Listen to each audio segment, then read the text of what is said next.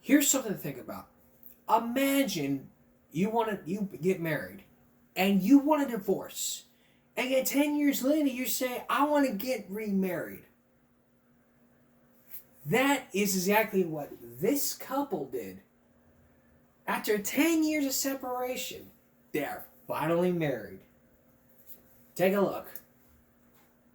They're saying I do for the second time, 26 years after their first walk down the aisle. And it's all thanks to their look-alike daughters. Sound familiar? I have a brilliant, beyond brilliant idea. It's like the iconic 1998 movie The Parent Trap, starring then newcomer Lindsay Lohan as identical twins plotting to get their divorced parents back together. We actually did it. Do you think you guys are like the movie, The Parent Trap? I think the most that we identify with The Parent Trap is just the opportunity to watch your parents fall in love. I don't think that that's something a lot of children get to experience. Sisters Caroline and Rachel Gady never imagined this outcome for their parents, Scott and Julie, who separated 10 years ago. One of the most common questions we get is, can you tell us why your parents got divorced? No, they just didn't like each other. Fast forward to 2020 and the start of the pandemic. Scott joined his ex-wife's isolation bubble where his daughters were riding out the crisis. It didn't take long for Cupid to work his magic. All of a sudden, everybody was laughing, like a lot and genuinely, and it was a different, like, spirit of things. The girls called this photo the Parent Trap photo. It's when they realized their parents were falling back in love. We kind of approached them and we were like, okay, you guys obviously have feelings for each other, so you need to figure it out. Did you tell them that you were falling in love? Did you I think we told them. Yeah. The sisters were right. Scott proposed to Julie all over again. My parents are getting remarried. And just like in the movie, they retied the knot with their daughters by their side. Now they're happy to be compared to The Parent Trap. When I was younger, I didn't really understand what a soulmate was, but standing there looking at him, I knew that my soulmate was looking back at me. This will be an everlasting love for me.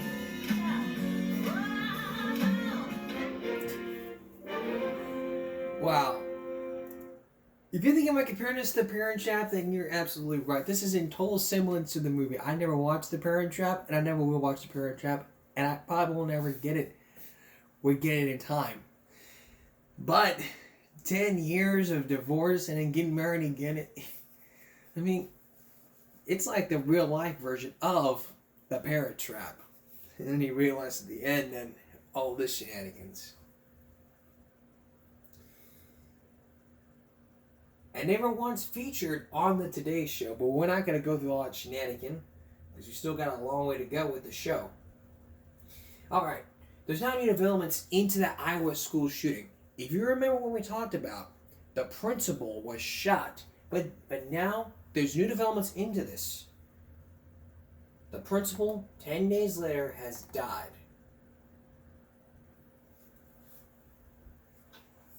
10 days after a shooting at an Iowa high school, the principal has died. Perry High School confirmed that Dan Marburger succumbed to injuries he sustained when a student opened fire at the school on January 4th. Marburger was one of 5 people injured that day. A 6th grade student was killed on site, and the gunman took his own life, according to officials.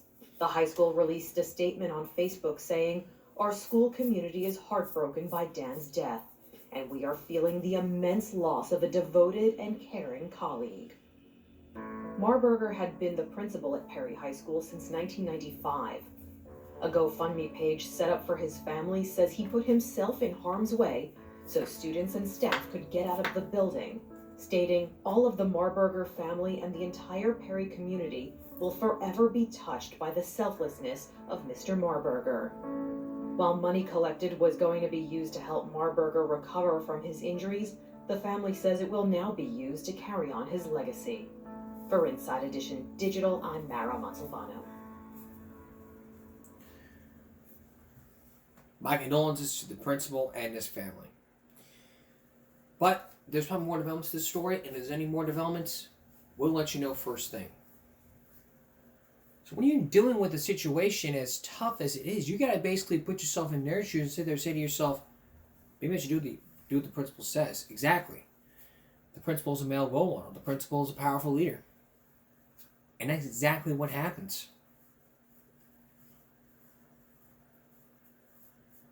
Like a Tyrannosaurus Rex, they're very powerful creatures. The principal's a powerful person.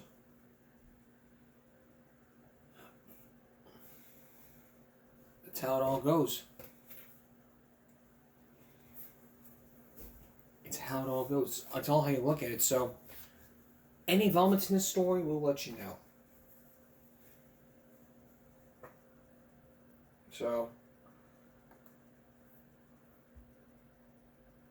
yeah.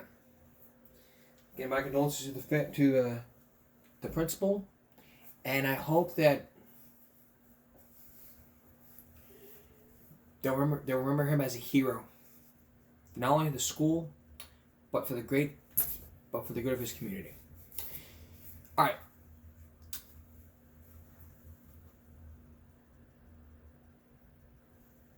Are there any ways to keep yourself warm during a cold weather, which we're having until Wednesday morning? From Monday through Wednesday morning. We're going to tell you some tips. And then later, medical magnetism. Could it help out with medical issues? And one man and one phone call a man who knew about a family, which only took one phone call. Stay with us.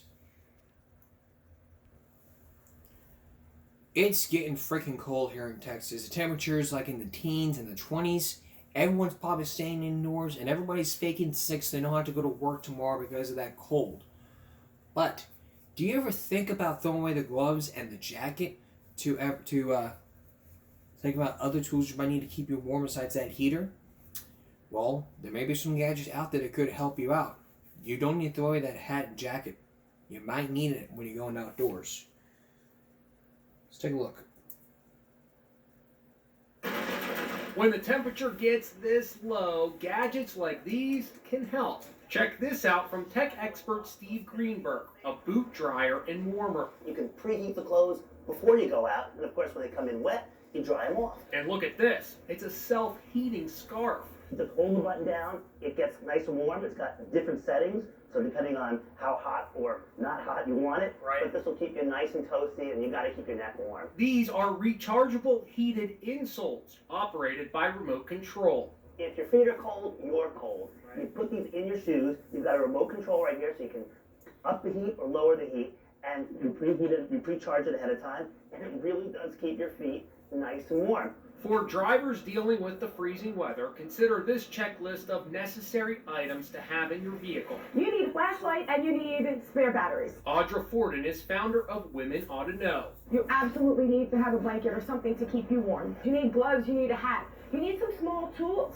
In case of emergency, you need a screwdriver, you need duct tape, some twine. Right. Just in case. Okay. Also on the cold weather checklist to keep in your car, first aid supplies and jumper cables. But did you know there are also items you should take out of your vehicle when the weather gets really cold? Cans. If it's got a carbonation or anything that will, once it freezes, expand and then burst. Right, so if you've got like a case of seltzers or something in your car, get them out. Get them out before that freeze comes, otherwise you're going to have a party of seltzer inside your car. Audra says leaving cell phones and other electronic devices in a freezing cold car is a no-no. Why? Because the cold depletes the battery. Right. So if you want to have a good long-standing life in your battery, make sure you get your electronics outside your car. And that's a good one too for kids stuff, because a lot of times parents have iPads or tablets in the car to keep the kids entertained. The battery's going to drain on those really quick in the cold.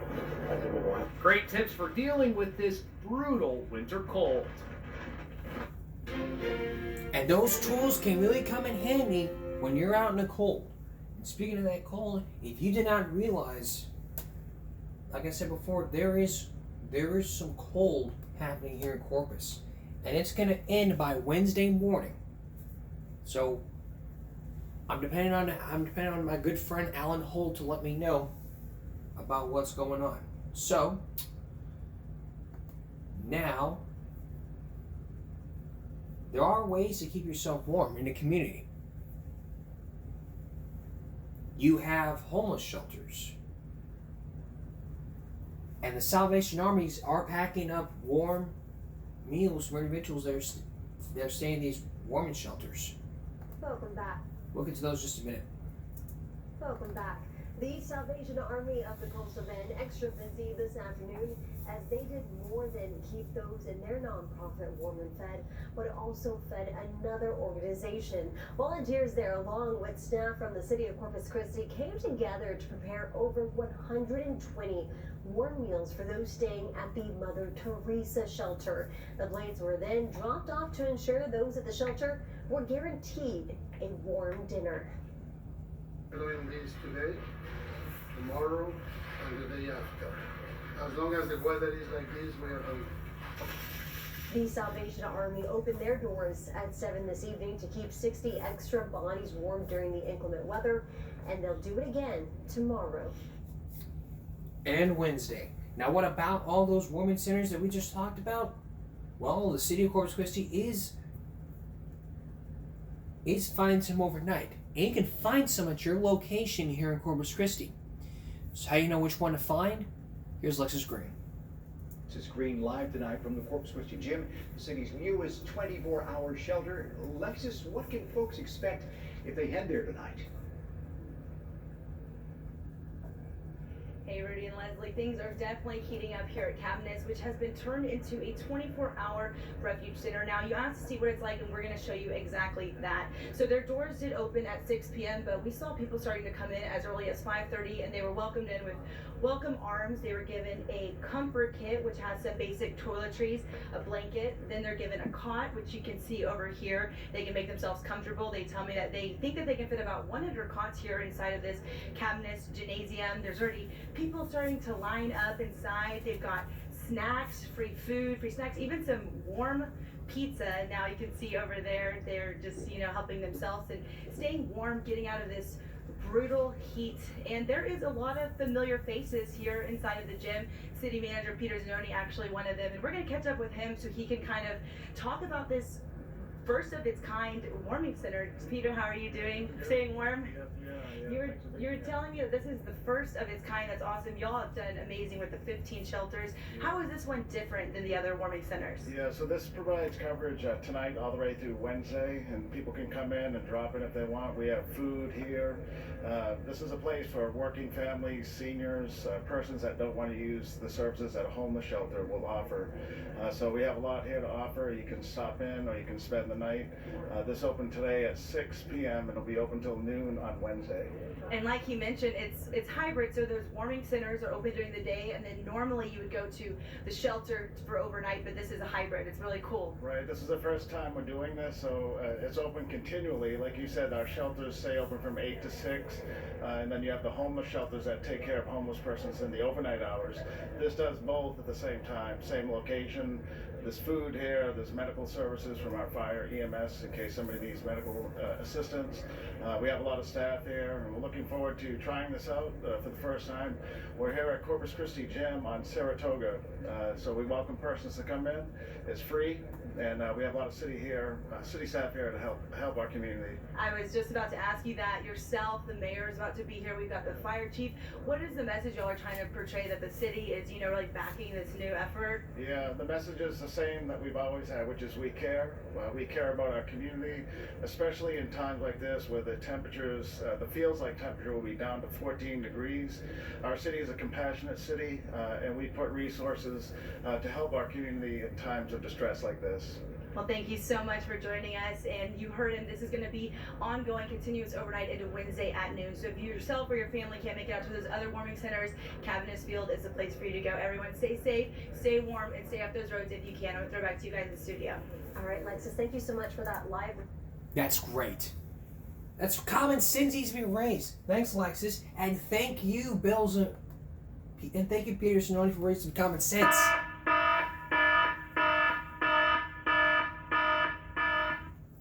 Because we all realize we do need some common sense. A lot of people out there driving on roads, nada. Stay home.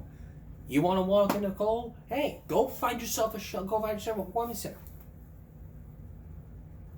if I was doing a show at the field, Lex Screamer was behind me while he was talking, they'd go right here, be like, go right here, and she'd be like, and I'd turn behind me, and she'd be like, but the bottom line here is this: stay warm, stay safe. You got everything you need. Power goes out, go get yourself a warmer shelter, warmer your cars, stay off the roads, try to find a warmer shelter, help out the homeless, whatever they need, and try to understand and keep an eye on the weather. Don't trust the phones. Those phones out there are falsified information that could lead you to believe that it's higher temperatures out there. Focus on the weather on the TV. Don't focus on the weather app, just focus on the weather on the TV. You may have some magnets on your doors. Up next, we're going to show you some magnetism that could help you with your medical issues, including a man who says he used magnets he had some magnets, he put them in his body, and days later, he felt much better. Please stay with us. I'm thinking you may have some magnets in your home. You have a lot of magnets on your refrigerator. You know, those ones that are hanging your son's picture, or those A+ report cards, or even pictures like my good friend Lexus Green. Nah, I'm just joking. Like Lexus Green, if she's watching this, it's just a joke. Hey, like, I'm just joking around. But what if you were to realize that magnets could help with medicine? And you're thinking to yourself, this is some voodoo magic. Is it really voodoo magic? You're about to meet a person who tried this experiment, and 5-10 minutes later, he was pain free. I watched this story years ago, and let me tell you, it was unlike any medical miracle that was ever done. Here's Keith Morrison. I just sat up in bed, and when I stood up, I just felt a sharp, sudden pain in my lower right back. There's a young man in a town called Paris, Tennessee. His name is Adam Sprague. When he was 14, something happened to Adam that could help change the way we all deal with pain. What happened? Sudden agony. At first, Adam and his mom thought he'd slept wrong, and the pain would go away. It didn't. It got worse. You must have been kind of worried about this. Well, at first not. I just didn't really start getting concerned until the following day when they did the IVP series, and the urologist felt like it might be appendicitis. So the doctor removed young Adam's appendix. The pain seemed to subside for a day or so. It just started all over again. I was like, oh boy, what's going on now? If the doctor was embarrassed about this, nobody told Adam. Instead, they gave him more tests, more x-rays. The surgeon recommended a pediatric urologist. The urologist recommended another pediatric surgeon. He and his team of 3 decided he was constipated and gave him 6 enemas. Adam saw 27 doctors, had 6 enemas, several x-rays, an appendectomy, and still terrible pain. By now, he was staying home from school, was walking, was barely getting out of bed. His only relief? A shot of narcotic in the emergency room. 17 trips to the emergency, and you still feel terrible. What do you do then? We go to more specialists. Then finally one day, doctor number 27 suggested Adam see a research neurologist at Nashville's Vanderbilt University, a man looking into the power of magnets. Dr. Robert Holcomb became doctor number 28. He felt like Adam would be a candidate for this research project that he was doing with the Magna blocks. Magna block? Right. And he told And you thought? we were seeing another plaque. The Spragues had already gone broke treating Adam. They weren't sure they wanted to throw more money away on something that sounded bizarre to them. But Adam was in pain. Robert Holcomb, you soon learned, is used to skeptics. Anybody ever look at you and say, oh, come on, this isn't voodoo, this is black magic? Of course. Happens all the time. All the time. Once Holcomb was able to figure out that Adam's problem was a severe bulging disc in his spine, the doctor was just sure, he says, that his troubled young patient could respond to a new form of magnetic force, a force that Holcomb claims acts to quiet the nerves. This is it. It's about the size of a checker. It's actually made up of 4 smaller magnets with opposing poles that push and pull each other, creating a magnetic field that's about 300 times stronger than an average refrigerator magnet. When there's pain, nerve endings are more active. They generate more electricity and send strong pain signals to the brain. Holcomb says his studies have shown that his extra strong magnets, when placed on the skin in the right spot, act on that increased electrical activity, shutting down the calcium and sodium channels that the pain signals travel on. Dr. Holcomb taped some of his little round magnets to Adam's back, while his mother is demonstrating for us here. More on Adam later, but he's not the first one to tape magnets to his body. There's Yankees pitcher Hideki Irabu, and Broncos linebacker Bill Romanowski. I've been wearing Bioflex magnets nightly and daily, and they've really helped with my pain relief. He's one of dozens of athletes who say magnets relieve their pain. In fact, there's a whole new magnet industry. Many different companies make magnets that come in all shapes and sizes. Items that claim to cure everything from pain to plaque to hair loss. This is an alternative medicine fair in California. Where else? These are health magnets. We have things that you can stand on, sit on, sleep on. So far, none of the magnet manufacturers have proved to the Food and Drug Administration that magnets actually work. So by law, they can't make medical claims. Still, this is big business. The magnet industry leader, Nikken, reports sales of $1.8 billion per year worldwide, in spite of the fact they make no medical claims. But when we asked one of their salesmen to tell us how they work, he told us this. I honestly don't know how they work, but my feeling is I'm looking for the result, and most people, when they buy something, they're buying it because of the result that they get from it. And he says the result is less pain. There's a lot no one knows about how magnets work on people.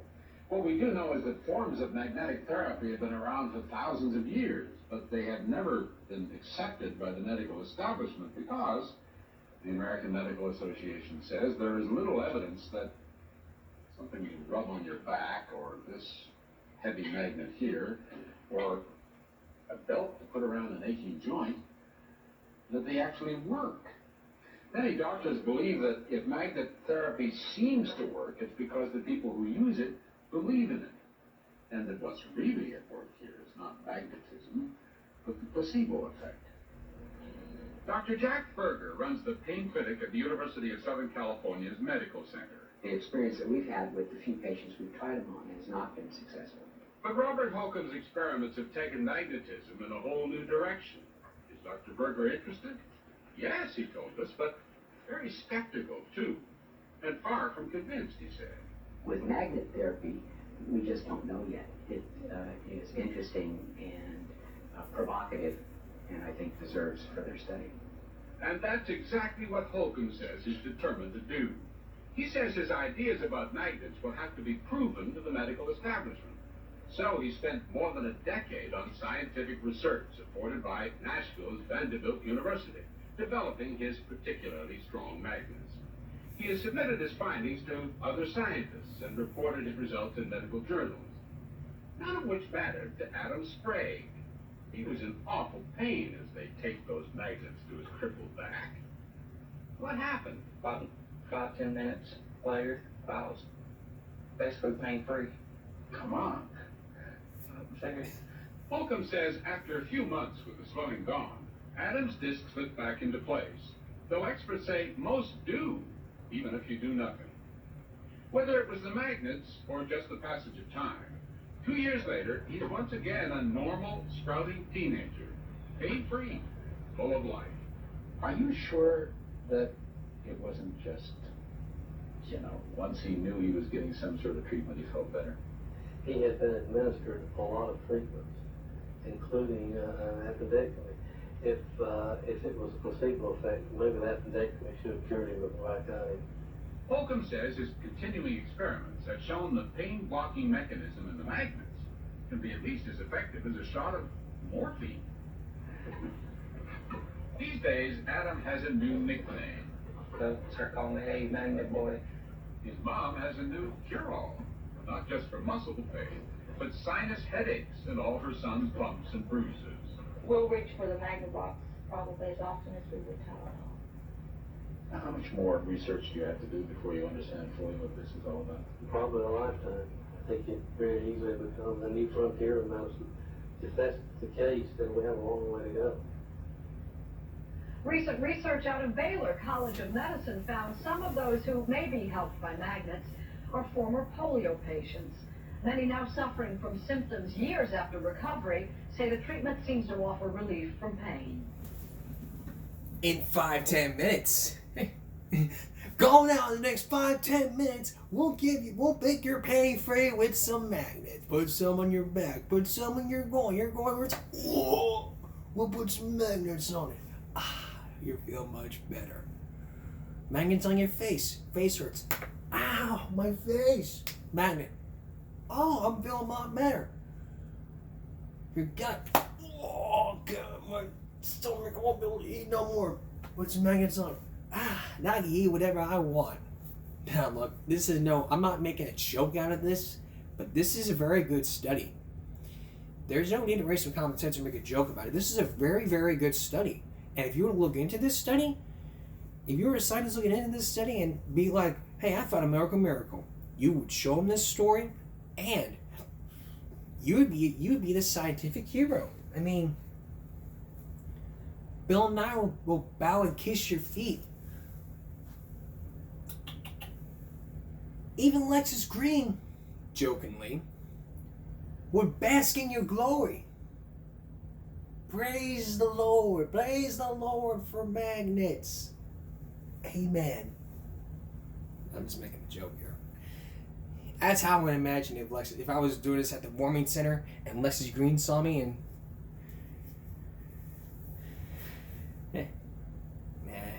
I'm not gonna go on all that mumbo jumbo stuff. But if I did, we would just do this. If we did this in Warren Center, we'd be having a lot of issues. And people would be looking at me going, "What in the world is this guy doing?" But really, this is really good. A really good medical issue to talk about. So, could there be a link between polio and magnetism? That's a very good question.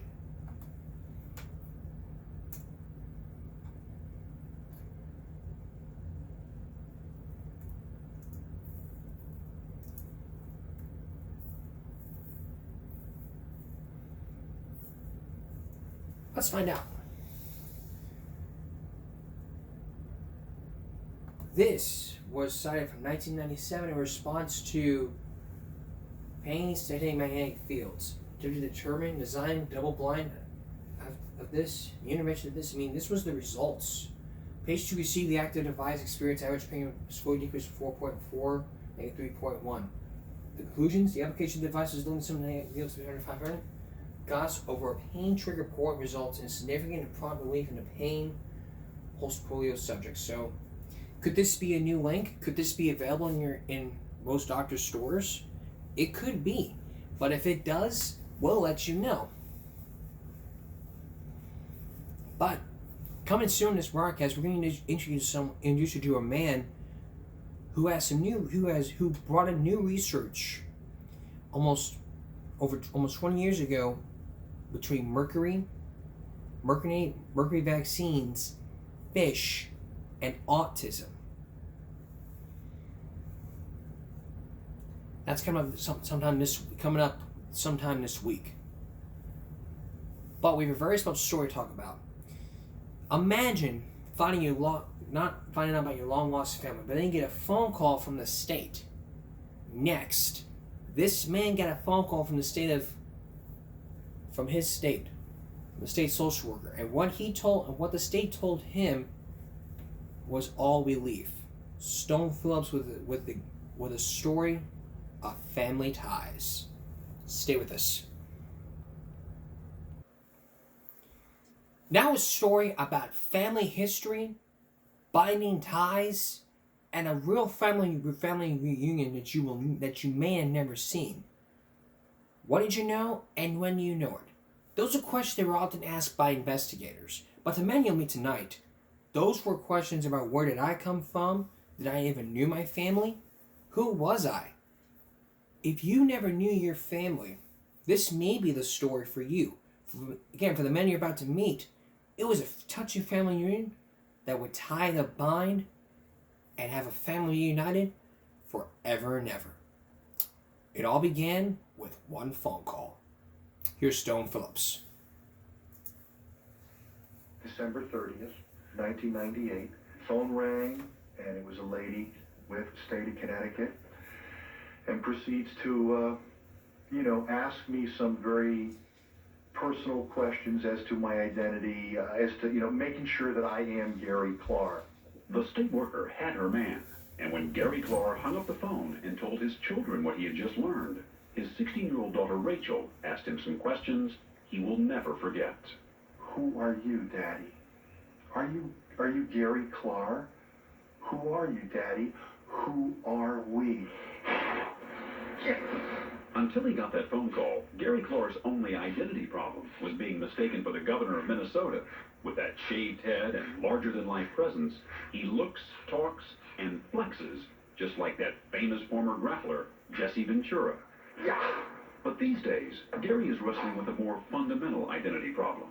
How to find the full picture of who he is and the real story of where he comes from. For most of his life, Gary Clark's personal history seemed pretty straightforward. He grew up here on Puritan Road in suburban Fairfield, Connecticut. His parents, Ben and Marjorie Clark, waited years to have children, but eventually they had 4. Gary was their first, and to them, he was like a gift. What are the best memories from your childhood? The best memories, well, there's a lot of them. For me, anything that involved my dad and myself. Truthfully, the greatest guy I've ever known. Never met a better man. You had a special connection with him. The best. Absolutely the best. Gary followed in Ben Clark's footsteps in every way he could, playing catcher, the position Ben had played in baseball, and learning about their shared Jewish faith, his father at his side at his bar mitzvah. And as Gary went on to become a 3-sport star in high school, Ben filled scrapbooks with his son's athletic triumphs, all the way to a brief stint in the NFL. One moment Gary has always treasured is captured on this game film, his arm around his dad after Gary starred in his college team's upset of mighty Ohio State in 1967. In 1979, their lifelong bond was broken by tragedy. Gary was helping his father on a construction job when a scaffolding collapsed. Ben was trapped beneath, critically injured, in a coma from which he would never emerge. Gary visited him in the hospital every day until he died. I believed he could hear me, even though there was no response, that, he wasn't acknowledging me. I knew that. I remember the last thing I told him. I said, Dad, you worked so hard your whole life to give us all a wonderful life. You were the best father any kid could ever have had. I want you to know that. I believe my dad heard me, and he just couldn't come out of it. After Ben's death, Gary came across a box filled with clippings for one scrapbook his father never got around to making. That labor of love fell to Gary's best friend, Steve Barvin. I says, let me take this home and let me get through it for you. Let me just put this in some order. I says, there's so much beautiful stuff in here, things you want to remember, that your dad made an effort for. Let me do it for you. Steve dedicated the scrapbook to Gary's father.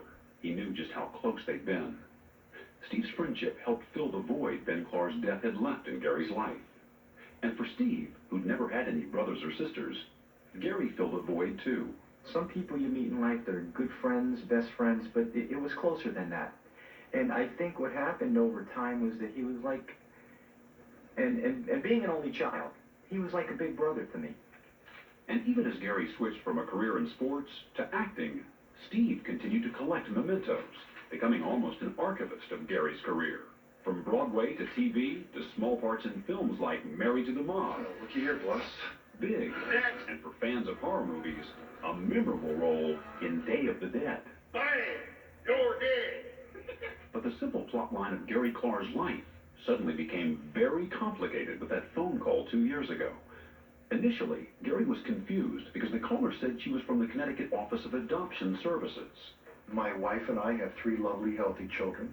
To my knowledge, We weren't planning on adopting any kids. You thought they were calling you to find out whether you'd be interested in adopting somebody. Yeah, maybe my wife put an application in and decided we should adopt, fine, but I know we hadn't done that.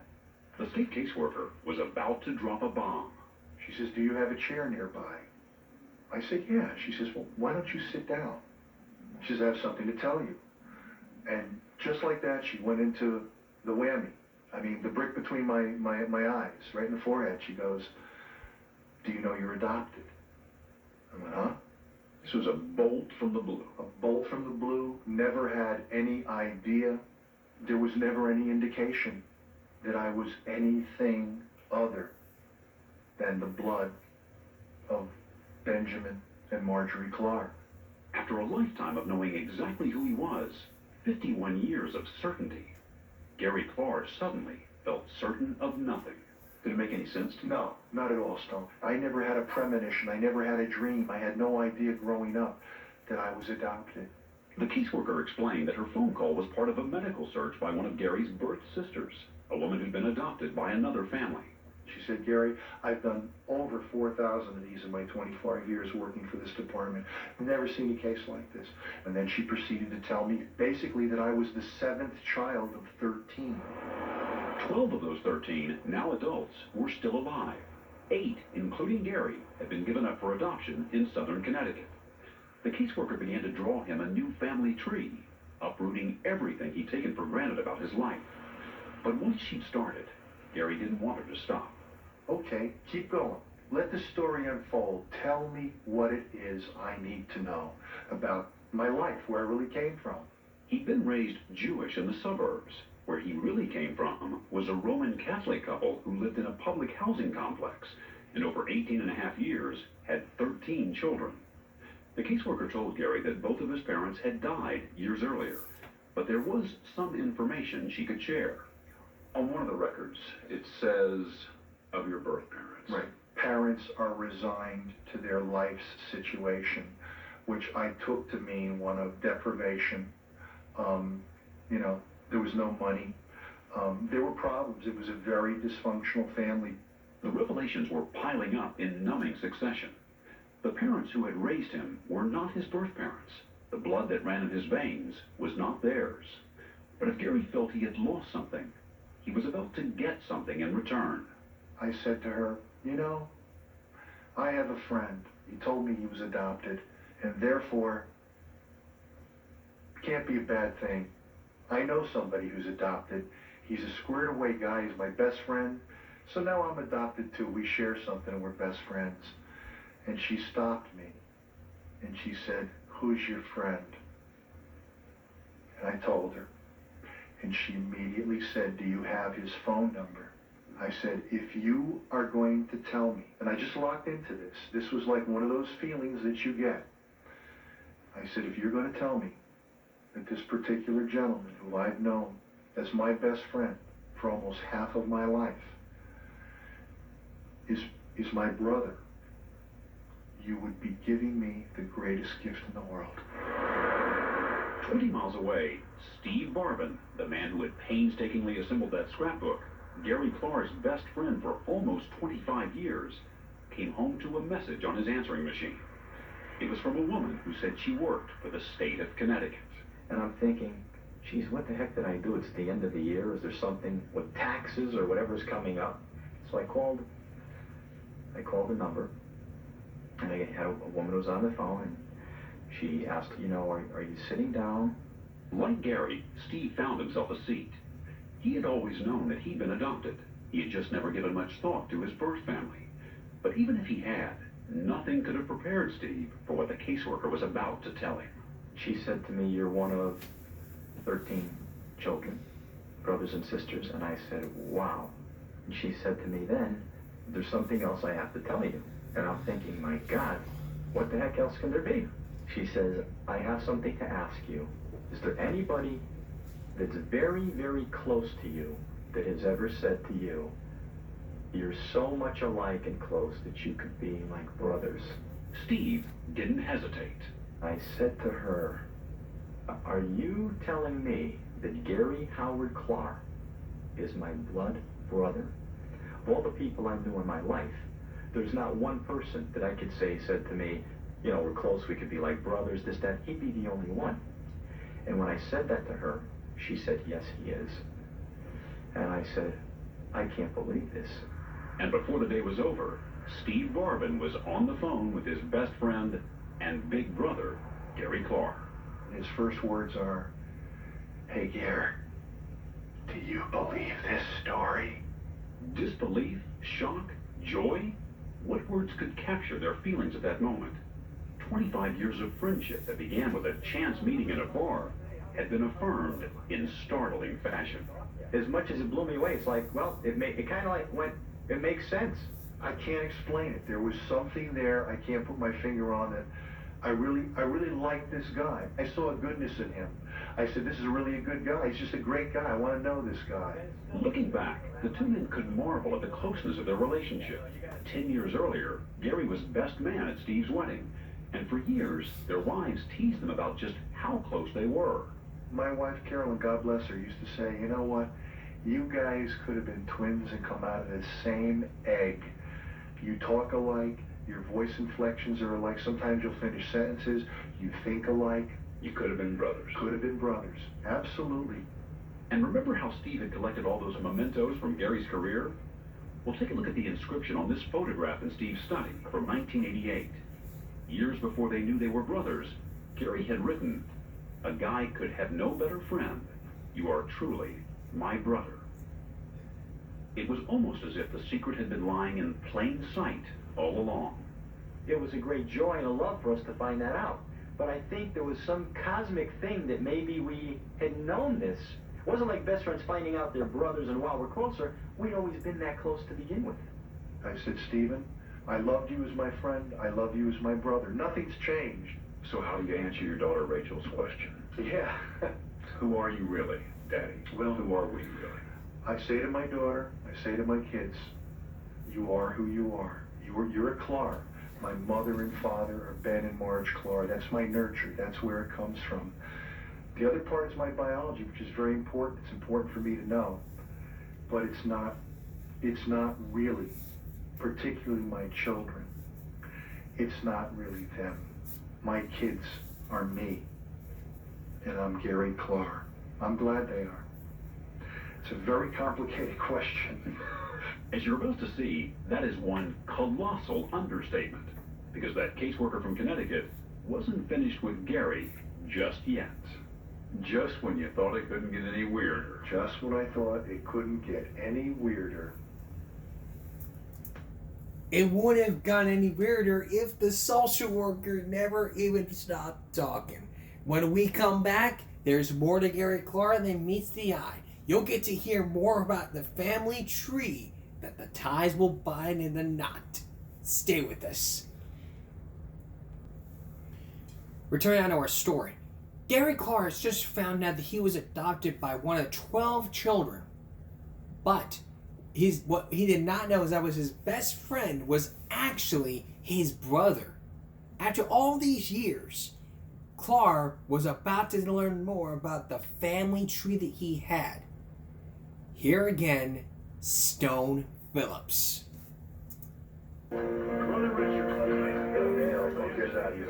At age 51, Gary Clark had learned for the first time that he'd been adopted. That was unsettling enough. But when he heard the name of the sister whose medical search had unlocked his secret past, he was floored. Well, the first thing I said to the caseworker was, do you realize that there is an issue here? Micah Ellison is the sister who had started it all. She knew from an early age that she had been adopted from a large family, but beyond that, she didn't know much about her biological roots. Micah had always been curious, but says her mother cautioned her about delving too deeply into the past. She often said to me, Micah, I wouldn't go down that road if I were you. And I would say, Mom, but why? She said, well, maybe you won't want to know certain things. You might not like what you find. And that was her biggest fear, that maybe if I did go there, I might not like what I found. In fact, it was only when Micah was in her 30s that she discovered that Richard, her adopted younger brother, was actually her blood brother. But she never probed further. Then, 2 years ago, in December 1998, all that changed. Richard had a cancer scare, And suddenly finding out more about their biological family, learning details of their birth parents' medical history, became a necessity. And I said, look, Rich, I'll do something. I'll call the state and I'll find out from our records what our biological parents died of or if they're still alive. Though Richard's medical crisis would pass, Micka contacted the state of Connecticut, and soon a caseworker called. The same caseworker who would eventually call Gary Klar and Steve Barvin. She didn't have much medical information to share, but told Micka her family history was fascinating. And I said, well, why is it so fascinating? And she said, because you are one of many children. The caseworker told Micka that her birth parents had died, but gave her a list of her biological brothers and sisters. At that point, first names only to protect their privacy. With that new information, Micka set out to do some amateur detective work, starting with one name on that list, Gary. So I started going through the phone book and I came across some Garys and I said, maybe this is my brother. Just Gary's? Just Gary. Yeah, Gary who lives on this street, Gary who lives on that street. I mean, really, what a silly thing to do. Not surprisingly, she came up empty-handed. But within days, the caseworker put Micka in touch with two other brothers on the list. They had been raised by the birth parents and were eager to meet their long-lost sister. They actually came out and greeted me with beautiful flowers. They couldn't wait. They were peeking out the door when my car drove up. And they ran up to me, each one of the brothers, and they gave me the biggest hug and the biggest kiss. It was just like almost a common bond that you felt. Micka says the brothers told her they always knew there'd been other babies, but were never sure where they had all gone. They did, however, remember something their father once said. And when they told Micka, it took her breath away. The way it was worded was, Pop said there were 13 of you, and then he said a baby went to a Klar family, and I went, oh, and I went in the bathroom and I closed the door, and actually I cried. I said, oh my God, I dated my brother. The brother, of course, was Gary Klar. What were you feeling? I was, to say the least, I was shocked, Stone, but also I felt a little bit like, oh my God, did I do something wrong here? Was I guilty of something? I mean, this is not something I wanted to think that I would date a brother, a blood brother. How had it happened? It began with a chance meeting in 1979 at this Connecticut hospital. Gary was there with his father, who was in a coma after that accident. Micka worked at the hospital and was also visiting a dying relative. She ran into Gary in the intensive care unit and recognized him from his high school football days. Wow, I said, are you Gary Klar? And he said, I'm Gary Klar. And he said, I know you. We hooked up for whatever reason. The pain of, watching a relative die, whatever. The solace that maybe one finds in somebody. I wasn't married, and we kind of fell into each other's arms, so to speak. Years before Gary met Micka, in fact, when Micka was just beginning to go out on dates here in Fairfield, she was already aware of the possibility that she might accidentally date one of her own brothers. That might sound far-fetched, except Micka had been told that her birth parents had a number of sons, and that several had been given up for adoption. So she needed to choose her boyfriends very carefully.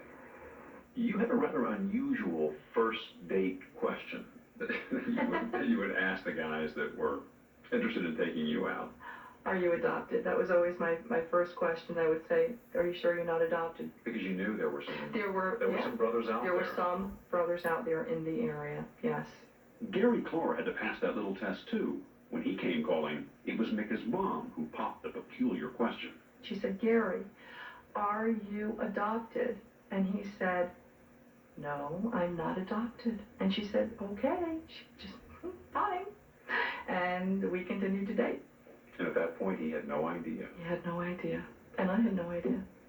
And even if I had known I was adopted, I would never have known she was my sister anyway.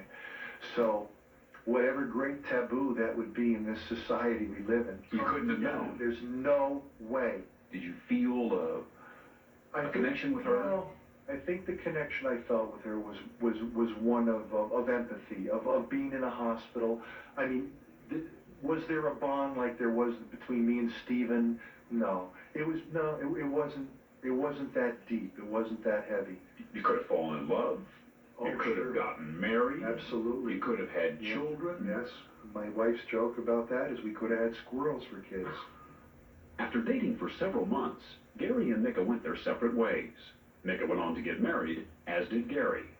Now, almost 20 years later, they were about to become reacquainted in the most awkward and uncomfortable way imaginable. When you finally talked about this, Right. when you realized We what were happened, incredulous. We were incredulous. Well, what the did you first thing say I to said each to her other? is I called her up and I said, Mecca. She goes, hi, Gary, because she knew it was me. She was prepared for the call. I said, Mecca, are you all right? And she said, absolutely. She was. She was fine. No problem. And I said, I am too. And indeed, she was very, very excited. He said, we didn't know, Micka. And I said, no, we didn't, Gary, but I love you and you are my brother. I said, so welcome aboard. Micka found great joy in it. And I think, rightfully so. It shouldn't be looked at as dirty or sordid or negative. What year was this? if Gary and Micka have any lingering discomfort over what was and what might have been, it's not apparent. They'll tell you they're just happy to have found each other again, this time as brother and sister. Micka was very intense with this story. I mean, she took it like a football and she ran to pay her. If she hadn't done this. Right, nobody would know. Micka knew she was adopted. And of course, the brother she was raised with, her brother Richard, also turns out to be my full-blood brother. As if Gary hadn't already filled his lifetime quota of adoption surprises. Richard, the brother whose health problems had set off the chain of discoveries, has been my workout partner for 15 years. So that's another... Wait a minute. So you're working out with him? Right. This is your brother. Yeah, but I didn't know he was my brother. And Richard is someone I've known probably closer to 20 years. Another coincidence, another family connection. Which was more stunning? That your best friend is your brother? Yeah. Or the girl you once dated is your sister? Well, I think the most beautiful revelation to come out of all this is that my best friend, who is, we're so close and always have been close, is my real brother. Micka's story with me is a moment of another kind. I'm not quite sure if it's the story that I share with Stephen, because that is one of love and friendship and ultimately brotherhood. The story with Micka is one that, perhaps a cautionary tale about private adoptions. So in one afternoon, Gary Clark had discovered that his best friend, a girl he once dated, and his weightlifting partner were all part of a family he never even knew existed. His own biological family. It was an overwhelming amount of information to really process. And it's still going on, Stone. It doesn't end. The onion, there's still a few more layers of the onion that we have to peel back. Gary Clark's journey of discovery still had a ways to go, with more people to meet and one more family secret yet to uncover. So what would the family secret be for Gary Clark? Coming up, we're going to tell you more about him and the rest of his family members. Are there any other family members that he has not talked about? Or were there more secrets to the adoption than meets the eye? Stone Phillips continues with Family Ties. Stay with us. Here's a chilling thought. Let's make a great story, share it to YouTube, and then we'll get millions of views and a lot of money. Kid Behind the Camera is one of those YouTubers that does great stories about Charles Green, aka the Angry Grandpa. He's the subject of tonight's viral break, and one of his stories was all about the family meltdown, our worst fight. Take a look. You guys, what's going on, you guys? Kid Behind the Camera here, and today I was talking to a friend of mine named Jim, and we were talking, and he asked me what is one of the worst stories that I have to tell about my family getting into an argument. And it hit me. There's a story that I haven't told yet, which I would consider to be the worst argument my family has ever gotten into. So in the house for this argument would be me, my brother Charles, my sister Jennifer, my dad, and my mom. And it was all 5 of us, and it just spiraled out of control. So Mom was working in the photo center at Walmart at the time, and she had a routine where she would like to buy DVDs and stuff and bring them home. Well, one day she decided to ring herself up and buy Joe Dirt on DVD. Now, Walmart has a rule where you're not allowed to ring yourself up if you're an employee, which makes sense because you're opening the register and you can possibly steal out of it. And so Mom got fired from Walmart for ringing herself up because she bought Joe Dirt because they thought she had tried to steal it. She produced the receipt. They saw later on that she did, in fact, pay for the movie, but it didn't matter. She lost her job. So Mom got home and she was afraid to tell Dad. I go, what happened? I got fired. Oh my God. I got fired, man. I don't fucking do, man. And Mom didn't tell Dad for a week. Mom did not tell Dad that she got fired from Walmart for an entire week. Finally, at the end of the week comes, Dad goes, Tina, what the fuck? How many goddamn hours you got this week? And Mom just tells him like it's no big deal. Oh, I got fired. Like, what the fuck? Mom continues to forget it like it's no big deal. I got fired, man. What the fuck? Yeah. Well, I was doing the cigarette thing. Mom wasn't really a smoker at the time, so I don't know why I was doing that. Dad is pissed off. He's not talking. A few hours goes by. Finally, he decides he wants to dwell into it. What the hell did you get fired for, bitch? They said I was stealing a DVD. Well, did you steal it? Man, fuck you. You gonna accuse me of some shit like that? And that's what happened. Dad accused Mom of stealing the DVD, and it fucking spiraled out of control. Mom takes all of Dad's shit that belonged to his mother, and she starts smashing it. Now, mind you, this was only a few years after she died, so the wound was still really fresh. So Mom's smashing all the shit. She's throwing it in the yard. Dad takes a hammer, and he starts beating the shit out of the entertainment center with it. This is with DVDs in the corners and shit, and the TV, and it falls on the floor, and he starts beating the TV with it, and there was fucking sparks, and Mom's going, you fucking crazy man! We had a big pool in the backyard. Mom goes in there with a knife and starts stabbing it. And she's just stabbing the shit out of the pool and cutting the liner up. And Dad's, you goddamn bitch! Dad's flipping out. Mom's flipping out. Now my brother gets involved, starts yelling at Dad for messing with Mom. Get out of my motherfucking mom's face! Dad takes the fucking coffee table and flips it. And the coffee table is made out of glass and it just shatters. The glass goes everywhere. Now my brother and my dad are face to face like they're about to fist fight. So I take an acoustic guitar and I swing it as hard as I could at the back of my brother's head. And I was expecting like a big wrestling thing like Jeff Jarrett when he hits somebody with a guitar. That's not what happens. All that happened was the guitar, boom.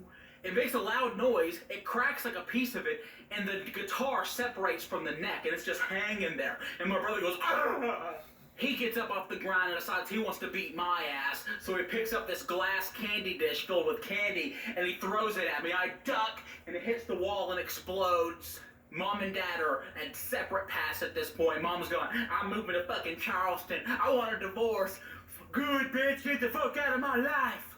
And it was seriously just one of the most devastating arguments we've ever had. Mom hated Dad, Dad hated Mom. Dad's hands were bloody from punching walls and breaking shit. My brother's head was bleeding from a guitar. We were going our separate paths. This was the end of the family.